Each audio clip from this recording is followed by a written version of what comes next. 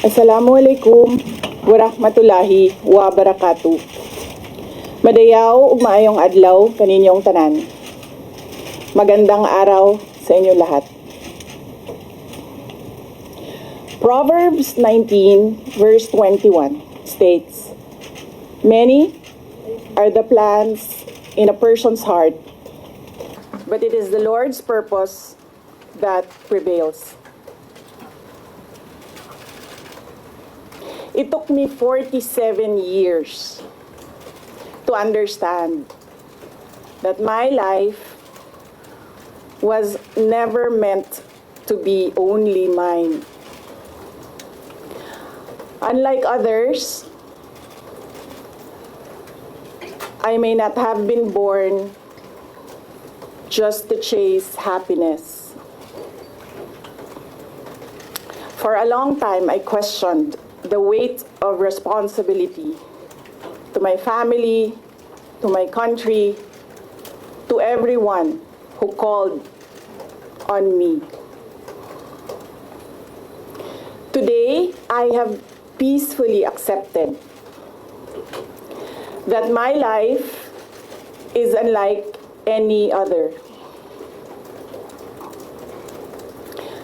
Sa unang mga buwan ng aming mga termino, nakita ko na ang kawalan ng katapatan ni Bongbong Marcos Jr. sa mga pangakong binitawan noong kampanya, pati na sa kanyang sinumpaang tungkulin para sa bayan. Dahil hindi ko kinaya na maging bahagi ng 2025 national budget na tadtad ng katiwalian, pinili kong umalis sa kabinete kahit alam ko na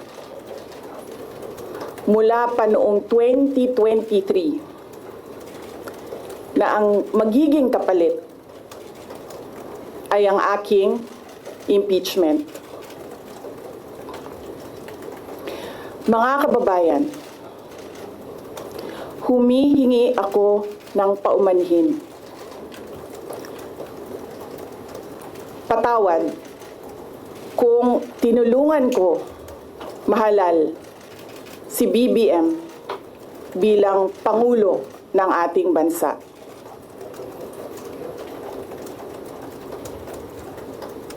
Patawad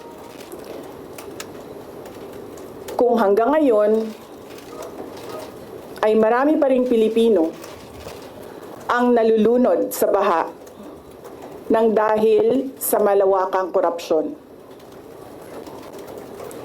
Patawad kung lantaran ang pang-aabuso ng ating mga institusyon para sa pansariling interes ng mga politiko.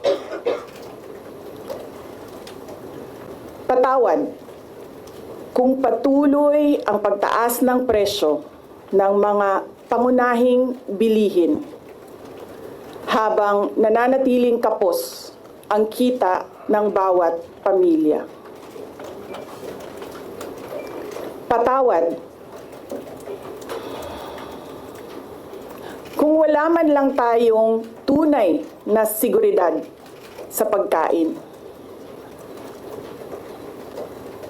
Patawad kung may nagkakasakit at binabawian bigla ng buhay dahil sa kakulangan ng maayos at epektibong healthcare system. Hindi ako kailanman natakot sa pagsira nila sa pangalan ko. Ngunit, may takot ako para sa ating mga anak. May takot ako para sa susunod na henerasyon.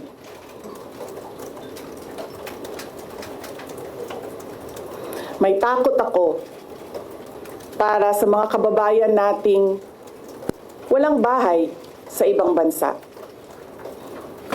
Walang pangalawang pasaporte, walang ibang matatakbuhan kundi ang Pilipinas.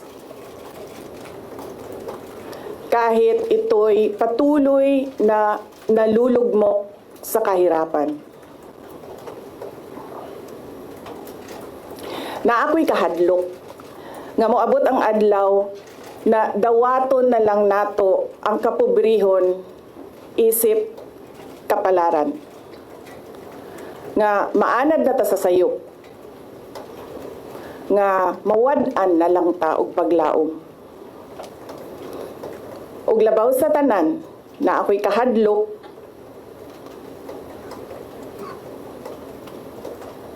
nga moabot ang adlaw nga wala na tay Pilipinas nga ikahatag sa atong mga anak. I cannot kneel before each and every Filipino to beg for forgiveness. Instead, I offer my life, my strength, and my future in the service of our nation.